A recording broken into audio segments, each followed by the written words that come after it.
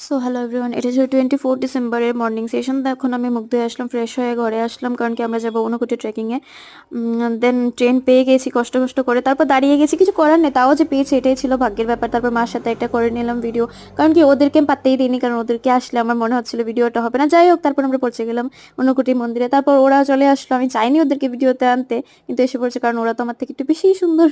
তারপর আমরা চলে এসেছি লক্ষ্মীনারায়ণ মন্দির, এটাও ছিল কৈলাসহরে, খুব কাছাকাছি। তারপর এটা ছিল ভবতারিণী মন্দিরের ঠাকুর। এই ঠাকুরকে দর্শন করে আমার খুব ভালো লেগেছে। তারপর এখানে এক্স্যাক্টলি এটা কি ঠাকুর। তারপর মাম্মার সাথে একটা কিসি করে দিলাম মাম্মাকে, কারণ কি মাম্মা মুয়া।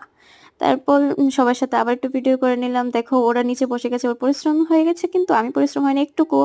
তারপর আমরা বাড়িতে চলে আসার সময় আমি একটা ট্রেন থেকে ভিডিও করে নিলাম, আর তখন ভিউটা খুবই সুন্দর ছিল।